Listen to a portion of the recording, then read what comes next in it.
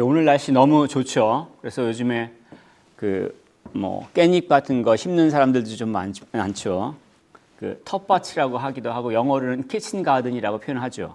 나중에 바베큐 할 때 이렇게 쌈 싸 먹으면 맛있다라고 말할 수가 있는데 저는 H마트를 이용할 계획입니다. 아직 심지를 않아서. 어릴 때 자라면서 부모님이 그런 것들을 하신 것을 본 사람들이 참 이런 일들 잘하는 것 같아요. 그래서 이런 식물들 잘 가꾸고 잘 돌봐주고 그러는데 익숙하지 않은 사람들은 한다는 게 좀 어렵죠. 근데 예수님께서는 그러한 농경 문화 가운데 있어서 익숙하신 분이기 때문에 그러한 상황들을 잘 사용하셔서 말씀을 좀 나눠주시고 또 오늘 본문이 그 가장 유명한 씨 뿌리는 자의 비유라는 걸 통해서 우리가 이걸 통해서 무슨 말씀을 하시는지 이해하고 또 그를 통해서 하나님께서 우리에게 주신 은혜를 누리면 참 좋겠습니다. 본문 시작하면서 예수님께서 그날이라는 표현과 더불어서 이제 바닷가에 가신다라는 것을 기록하고 있죠. 예수님의 육신의 형제 자매 어머니가 오셨을 때 내 형제 자매는 하나님의 뜻대로 행하는 사람들이다라고 가르쳐 주셨던 그날이에요. 그날 이제 그 가버나움에 있는 베드로 집이라고 추정하고 있는데 그 앞에 바닷가에 나갑니다. 이 지중해 바다 간 게 아니라 갈릴리 호수예요. 이 갈릴리 호수를 때로는 갈릴리 바다, 디베리아 바다라고도 얘기를 하죠. 그럼 갈릴리 호수예요, 바다예요? 라고 질문할 수가 있죠. 우리는 어떻게 구별하냐면 찍어봐서 먹어봐서 짜면 바다, 안 짜면 호수 이렇게 생각하는데 이건 우리 기준이에요. 오늘날 우리가 갖고 있는 기준이라는 얘기죠. 당시 이스라엘 사람들이 갖고 있는 기준은 그게 아니에요. 물이 많으면 얌, 히브리어로 그렇게 불렀어요. 이 얌을 어떻게 번역하겠어요? 오늘 우리가 번역할 때 짜면은 씨, 바다, 안 짜면 호수 이렇게 번역을 한다는 얘기죠. 어쨌든 간에 당시 어떠한 기준을 갖고 말씀을 하시고 하는지 우리 기준이 아니라 당시 기준들을 우리가 이해할 필요가 있다는 얘기입니다. 그러면서 이 예수님 앞에 이제 많은 무리가 좀 왔습니다. 예수님께서 그동안 사역을 하셨고 또 제자들을 전도도 보냈잖아요. 당연한 결과예요. 예수님께서 사역을 하시고 전도했으니까 당연히 사람들이 몰려오죠. 근데 이게 축복입니까? 당연히 축복입니다. 사람들이 오는 걸 감사합니다 할 수밖에 없죠. 근데 동시에 이게 도전이 되기도 합니다. 무슨 얘기냐면 사람들이 많이 몰려오면 그 사람들하고 어떻게 얘기를 합니까? 오늘날에는 마이크로폰이 있어가지고 여기밖에 안 모이는데도 마이크로폰을 사용해서 얘기를 하잖아요. 회의 시간에 제발 좀 가까이 좀 앉아달라고. 서로 말 안 통하는데 이렇게 멀리 앉으면 뭐하냐고. 이게 우리의 문제예요. 근데 만약 10,000명이 모이면 20,000명이 모이면 어떻게 교통할 수 있어요? 자, 그때 예수님이 문제를 어떻게 해결하시냐면 배를 타고 호수에 가세요. 그리고 사람들은 쭉 해변가에 앉게 합니다. 어떤 상황이 벌어진 거예요?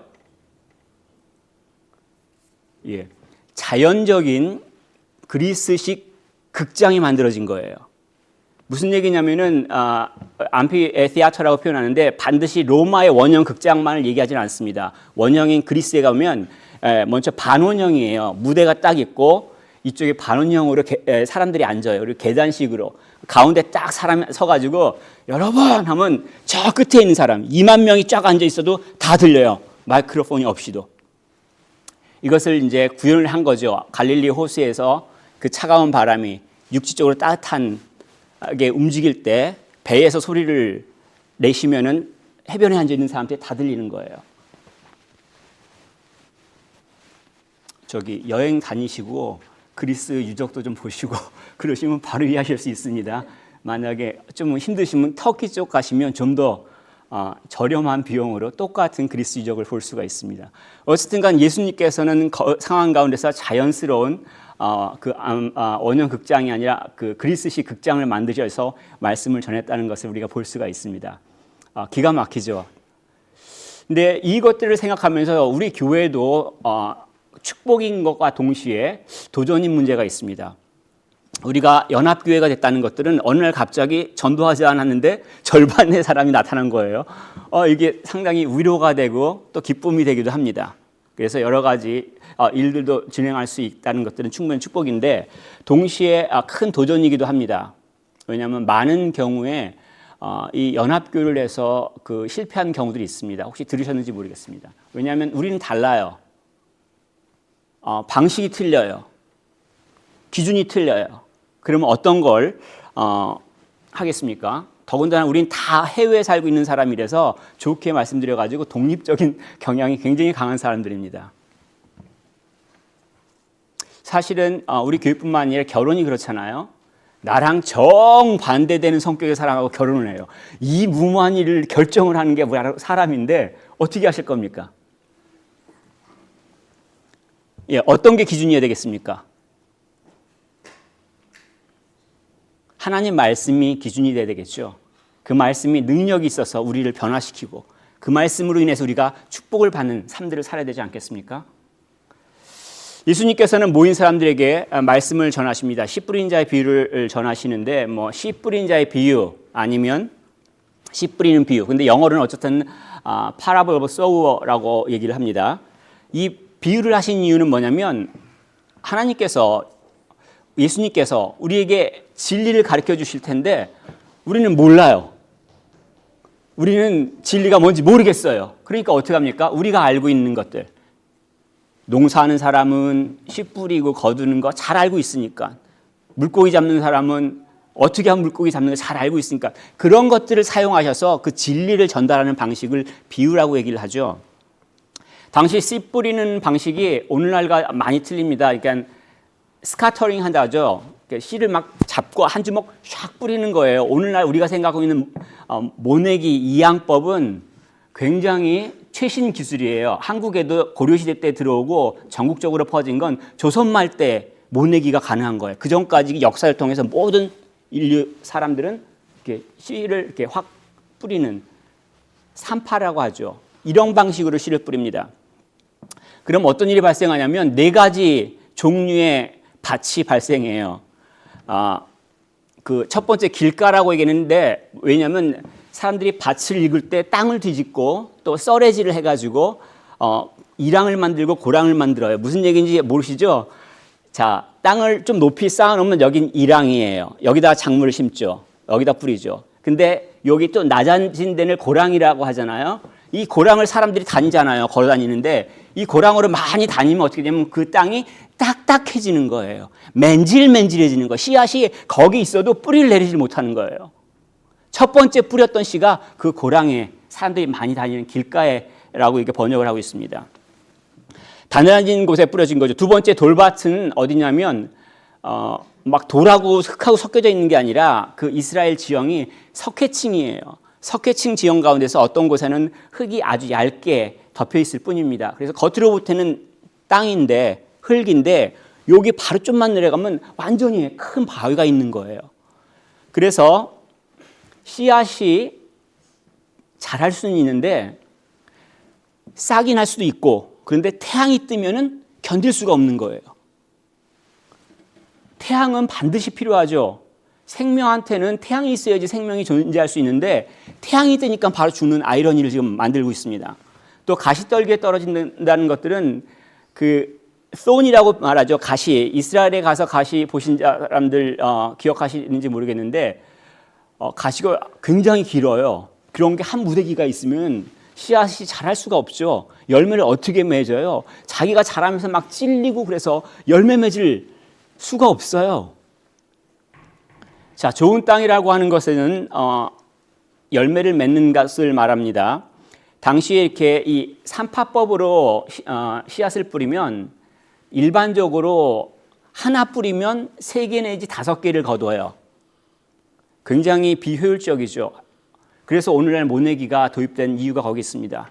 근데 어쨌든 간에 3배 내지 5배 정도 거둬들이는데 만약에 그의 배가 되는 10배가 되는 수확을 하면 풍년이네 하면서 잔치를 열는 겁니다. 그래서 온 동네 사람들이 다 금년은 풍년이야. 먹고 마셔도 돼. 야, 10배나 거뒀어. 자, 그런데 좋은 땅에서 몇 배를 거뒀다고 지금 예수님 말씀하셨냐면 30배, 60배, 100배. 이거는 당시 농경문화에서 들어본 적이 없는 얘기예요. 사람이 한 일이 아니란 얘기예요. 사람이 심고 뭘 키웠다는 얘기가 아니라 전적인 하나님께서 역사를 하셔서 생전 처음 보는 일이 발생한 거예요. 자, 이런 비유를 예수님께서 왜 들으셨을까요? 막 제가 설명을 해야 되잖아요. 근데 그 구절에 보면 귀 있는 자는 들으라라고 예수님이 말씀하십니다. 혹시 우리 가운데 귀 없는 사람 있나요?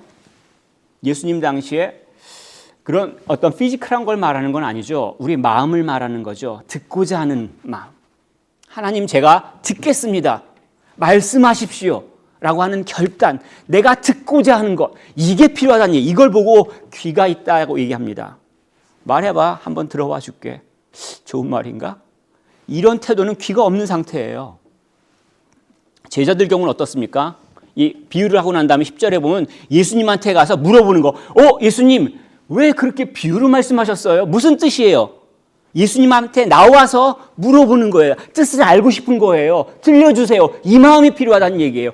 예수님께서 비유를 들려주신 첫 번째, 하나님의 진리를 알기 위해선 우리가 하나님 앞에 나가야 돼요. 두 번째, 이것을 우리가 이제 굉장히 익숙한 표현이지만 함께 기억하는 의미에서 같이 읽어왔으면 좋겠습니다. 구하라 그리하면 너에게 주실 것이요, 찾으라 그리하면 찾아낼 것이요, 문을 두드리라 그리하면 너에게 열릴 것이니. 우리가 반드시 구해야 된다는 얘기예요. 가르쳐 주세요. 듣겠습니다. 이러한 자세가 필요하다는 얘기예요. 그리고 두 번째, 이 비유로 말씀하시는 가장 큰 이유는 뭐냐면 복음 자체가, 고스펠 자체가 신비예요. 신비로운 거예요, 이게. 무슨 얘기냐면 11절에 보면 천국의 비밀이라고 말씀하고 계시죠. 이 비밀을 헬라어로는 무스테리온이라고 표현합니다. 근데 이 무스테리온이라는 헬라어를 영어로 번역할 때 두 가지 단어로 번역해요. 첫 번째가 뭐냐면 secrets로 번역합니다. 그러니까 모르는 거예요. 숨겨진 거예요. 그리고 두 번째 단어가 뭐냐면 mystery. 뭐냐면 우리가 봤는데 이해가 안 되는 거예요. 그걸 이제 신비라고 한국말로 하죠. 구원자가 누구냐는 얘기예요. 예수님이 오기 전까지는 누가 구원자인지 몰라요. 누가 이 내 운명을 뒤바꿔 놓을 뿐인지 모르겠어요. 이건 시크릿이에요. 숨겨졌어요. 근데 예수님이 오신 이후에는 내가 그리스도다. 하나님 나라를 시작했다. 나를 통해서만 하나님께 갈 수 있다라고 선언하셨단 말이에요. 나타났잖아요. 그런데 모든 사람이 듣고 보고 몰라요. 이스라엘 사람들은 아직도 구원자를 기다리고 있죠. 그래서 신비라고 얘기하는 거예요. 무슨 얘기냐면 이 복음을 듣기 위해서는 그 주파수를 맞추는 필요가 있습니다. 제가 기독교 문화 탐방하면서 박물관이나 그 미술관 갈 때 어느 정도 인원이 되면 동시 수신기를 사용합니다. 근데 꼭 한 분씩 안 들려요 그러는 분이 꼭 나타나요. 어쩜 그렇게 나이 상관없고 연령 상관없습니다. 꼭 그룹에 한두 명은 안 들린대요. 그러면 가서 보면 우리는 채널이 5로 고정되어 있습니다. 근데 그 채널을 어떻게 만지셔가지고 채널을 4번으로 바꾸시든가 3번으로 바꿔요. 그러놓고는 안 들린대요. 채널을 5로 고정하셔야지. 내가 하는 소리 듣습니다. 이렇게 얘기를 해줘도 실수하는 사람이 나오거든요. 무슨 얘기를 하냐면 우리가 복음을 들을 때 믿음으로 듣는 게 필요하다는 얘기예요. 이 믿음이 없이는 안 들린다는 얘기예요. 근본적으로 듣지 못하는 이유가 우리한테 있어요. 무슨 얘기냐면 12절부터 15절까지 이사야 그 예언을 지금 인용하고 있는데 쉽게 얘기하면 우리 마음이 완악하다는 얘기예요. 자기 생각만 강하게 하는 거예요. 자기 생각에 갇혀 있어서 누가 뭐라고 해도 안 듣는 거예요. 누가 뭐라고 해도 안 들려. 이러고 살아간다는 얘기예요. 이걸 완악하다고 표현한 겁니다. 왜 그러냐면 15절에 보면 고침을 받을까 두려워함이라. 이상하지 않습니까? 은혜 받으면 회복될 줄 안다는 얘기예요. 말이 돼요? 내가 하나님의 말씀을 듣고 행동을 옮기면 바뀌어지는 게 있다는 거예요. 그걸 두려워하는 거란 얘기예요. 당시 종교 지도자들은 어떻습니까? 예수님이 그리스도라는 것들을 선포하셨을 때 몰랐나요? 알았어요. 헤로드 왕이 그리스도가 태어났다는 소식을 누구한테 해석을 부탁했습니까? 베들레헴에 태어났다고 누가 말해줬냐면 율법학자들이에요. 알아요. 그런데 뭡니까? 안 믿죠? 예수를 그리스도로 믿고 따라가면 어떻게 됩니까? 내가 대제사장으로서, 내가 바리새인으로서 사람들의 존경을 받고 밥 먹고 살았는데 이거 끝난 거네? 내가 손해보겠네? 그런 생각을 한다는 얘기예요. 진리를 따라가는 것이 아니라 자기의 이익을 따라갈 때 듣지 못한다는 얘기입니다. 오늘날에는 어떤 형태로 이렇게 고침을 받을까 두려워하겠습니까? 은혜 받는 자리를 피하죠. 예배 참석하는 걸 거부합니다. 말씀을 공부하는 걸 거부해요. 기도하는 걸 거부합니다. 왜냐하면 바뀔 줄 알거든요. 근데 예수님께서 16절에 이렇게 말씀하십니다. 그러나 너희 눈은 봄으로 너희 귀는 들음으로 복이 있도다. 주님께서 하신 말씀을 듣는 걸 말합니다. 주님께서 하신 일들을 기억하는 걸 말해요. 그 말씀을 듣고 그대로 따라 살아가는 삶, 그로 인해서 펼쳐지는 삶을 말하는 거예요. 그러한 삶을 시냇가에 심은 나무와 같다고 말합니다. 끊임없이 생명수가 공급되는 나무. 더운데도 정말 마르지 않고 풍성한 이파리를 내고 열매를 내는 그런 나무와 같다는 거 가르쳐주고 있습니다. 이것을 사실 많은 사람들이 기다려왔어요. 그 전까지 많은 선지자들, 의인들이 이것을 기다렸잖아요. 누가 우리의 구원자인가? 근데 우리는 알아요. 오늘날 우리는 다 들었어요. 근데 여러분, 그 말씀을 듣고자 하십니까? 예수님의 말씀을 듣고 또 믿어서 행하는 삶을 살기를 원하십니까? 그럴 때 풍성한 축복을 누릴 수 있다고 가르쳐주고 있습니다. 우리가 이러한 풍성한 삶들을 살아야 되지 않겠습니까? 예수님께서 이런 비유를 가르쳐주시고 설명을 해주시죠. 먼저 시는 천국 말씀 19절에 보면 쉽게 얘기하면 복음이란 얘기예요. 그리고 밭은 우리 마음이란 얘기예요. 복음을 들을 때 우리 사람들은 네 가지 형태로 반응한다는 얘기입니다. 네 가지 형태의 밭이 있다는 얘기는 이 씨 뿌리는 자는 당연히 예수님을 말씀하죠. 37절에 보면 좋은 씨를 뿌리는 자는 인자요라고 예수님 자신을 말합니다. 물론 다른 비유이긴 하지만 씨 뿌린다고 하는 그 개념 자체가 사실은 에레미야 선지자가 예언한 것 가운데 나옵니다. 에레미야 선지자가 하나님께서 장차 너희들을 회복하실 것인데 그러면서 하나님께서 씨를 뿌리시겠다라고 표현하고 있습니다. 그래서 예수님께서 사용하고 계시죠. 그리고 예수님께서 이 땅 가운데 오셔서 당신이 하나님 나라를 시작하셨다라고 말씀을 하셨어요. 또한 이 복음을 믿고 우리도 마찬가지로 이것들을 다른 사람과 나눈다면 우리가 바로 씨앗을 뿌리는 자들이라고 말씀하고 있는 겁니다. 바울과 바나바가 고린도전서 9장 11절에 자신들이 신령한 것을 뿌렸다라고 얘기를 합니다. 복음을 전파했다는 얘기죠.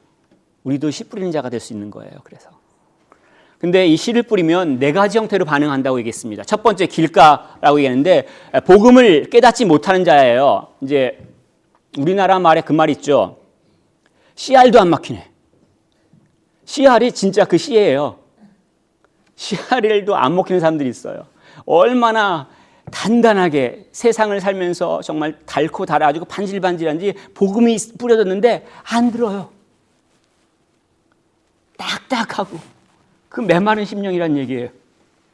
근데 이게 사실은 삶의 힘든 것 이상의 문제예요.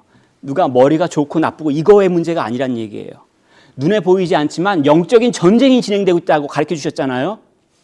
지금 19절에 뭐라고 얘기하냐면 악한 자가 와서 그 마음에 뿌려진 것을 빼앗아 간다라고 표현합니다.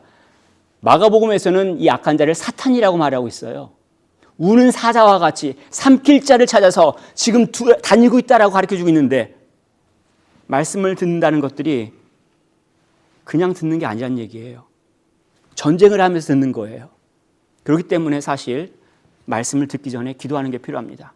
여러분들 교회에 와서 제일 먼저 어떤 걸 하시는지 모르겠습니다. 교회 와서 기도하는 게 필요합니다. 예배를 위해서 내가 말씀을 들을 수 있도록 죄를 회개하고 끊어주시도록 기도하는 게 필요해요.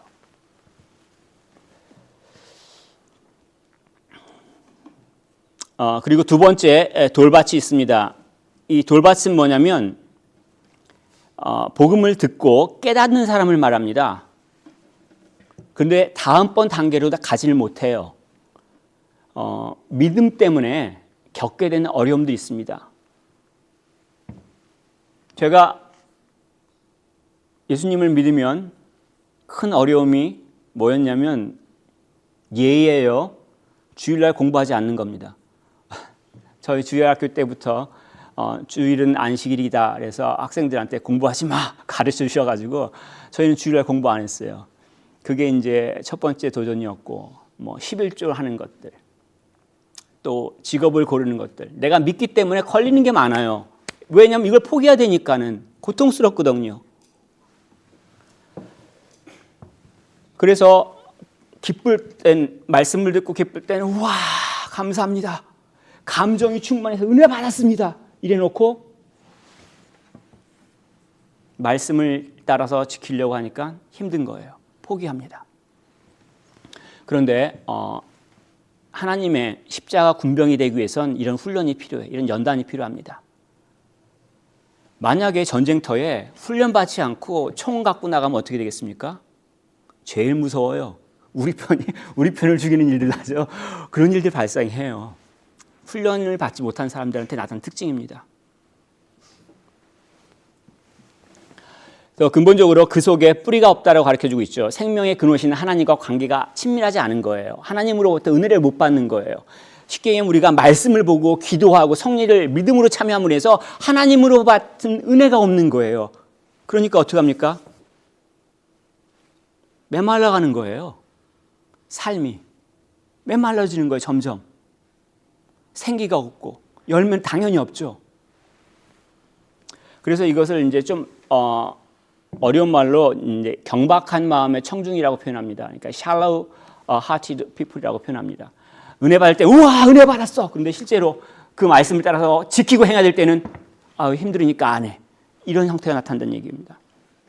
근데 그 가장 근본적인 건 뭐냐면 겉으로는 괜찮아 보이는데 그 마음속 안에는 돌덩어리가 있다는 얘기예요. 겉으로 볼 때는 흙이에요. 근데 조금만 파고들면 어마어마한 암석이 자기 마음속에 있다는 얘기예요. 고집이 있다는 얘기예요. 자기 고집이 아주 뚜렷하신 분이에요. 그러면 이 복음이 자라지 않는다는 얘기예요. 세 번째로 가시떨기가 있죠. 이것을 22절에 분명하게 세상의 염려와 재물의 유혹이라고 가르치고 있습니다. 예수님을 그리스도를 알아요. 신앙생활도 한 지 오래됐어요. 모태신앙이에요. 뭐 30년, 40년 됐어요. 그런데 변화가 없어요, 삶에. 여전히 다람쥐 쳇바퀴처럼 그냥 종교적인 행사를 하고 있습니다. 당연한 건가요? 우리가 세상을 살아갈 때 돈이 필요하니까 당연히 돈 걱정해야 되고, 당연히 육체적인 아픔이 고통스러우니까 건강 걱정해야 되고, 자녀들 걱정해야 되는 건 맞습니까? 예, 우리가 해야 될 바는 하지만 걱정을 쳐내는 게 필요합니다. 예를 들면 예수님께서 뭐라고 말씀하시냐면 우리의 목숨이 음식보다 중하다라고 말씀하셨죠. 그럼 그 말씀을 믿는 거예요. 먹을 게 없네요. 입을 옷이 없네요. 어떡하죠? 일어나지 않았잖아요. 일어나지 않았는데 일어나지 않은 것을 내가 걱정하는 거예요. 주님 말씀을 붙잡는 것보다 그 걱정을 붙잡고 살아간다는 얘기예요. 그러면 어떻게 됩니까? 열매를 못 맺어요. 자기 삶에 있어서 열매를 맺을 수가 없어요. 이런 사람들은, 걱정하는 사람들은 열매를 맺을 수가 없어요. 아픈데 가시가 막 날 찌르는데 어떻게 열매가 나와요?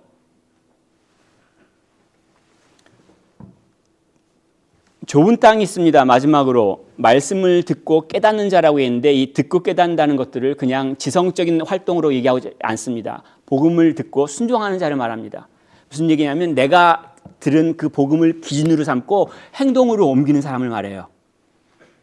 이것을 이제 구약에서는 심지가 견고한 자라고 표현하죠. 어려운 가운데서도 도전 가운데서 여전히 변하지 않는 마음을 갖고 살아가는 자들을 말합니다.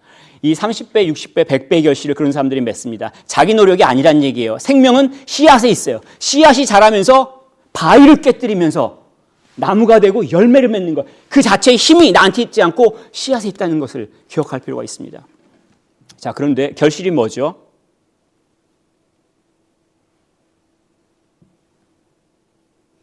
사람이 프로듀스하는 결실이 뭐라고 생각하세요? 예, 사랑, 인내, 절제 이런 것들을 가리키고 있습니다. 그래서 갈라디아서 5장 22절, 23절에선 9가지를 얘기를 하고 있는데 반드시 9가지에 국한되어 있지 않습니다. 이건 하나님의 성품이에요.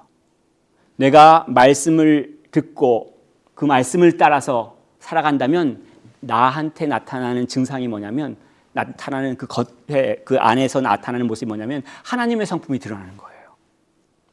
정말 성질 죄송합니다만 더러운데 예수님 믿고 10년, 20년 지나면 그 성품이 바뀌어 나간다는 얘기예요. 참 따뜻하신 분이네요. 오해하시면 안 돼요. 우리는 태어날 때부터 그렇게 따뜻하지 않습니다. 근데 믿음을 갖고 살아가는 사람들이 다른 사람들을 돌보고 따뜻함들을 보여주고 있죠. 참죠. 그래서 그리스도의 장성한 분량에 이르기까지 자라기를 하나님께서는 원하신다고 말씀하고 계십니다. 두 번째, 이것은 내적인 모습의 열매고요. 외적인 모습으로 열매를 맺습니다. 외적으로 어떤 열매를 맺습니까? 복음을 다른 사람하고 나누는 거예요. 그래서 그 사람이 예수를 그리스도로 믿고 하나님 나라에 동참하는 것, 하나님 나라가 넓어지는 것, 이것이 열매 맺는다고 표현하고 있습니다. 예수를 믿으면요, 나한테서 끝나지 않습니다. 정말 예수를 믿는 사람들은 그 믿는 사람을 통해서 다른 사람들이, 주변 사람들이 예수를 믿을 수밖에 없어요. 주 예수를 믿으라, 그리하면 너와 내 집이 구원을 얻으리라고 가르쳐 주셨어요.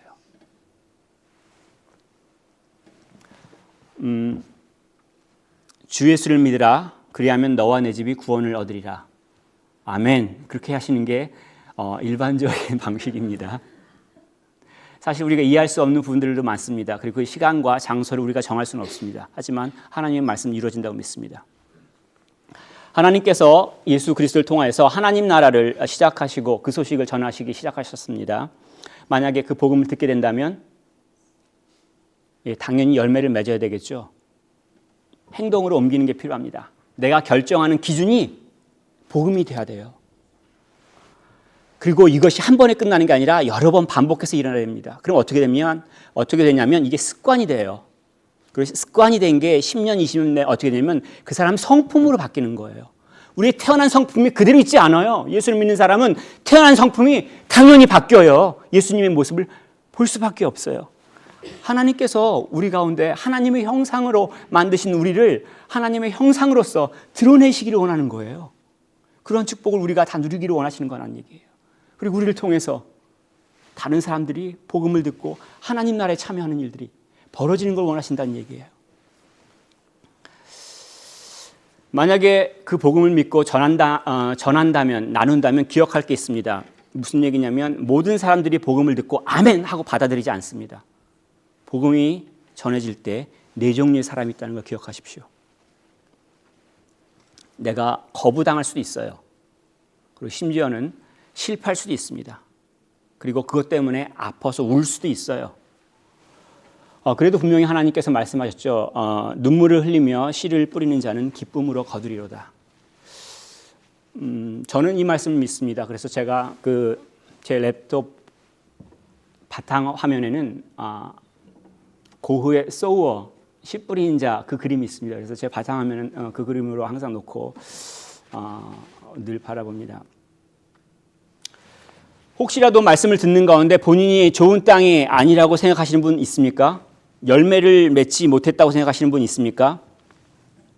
좋은 땅이어야 되지 않습니까? 어떻게 하시겠어요?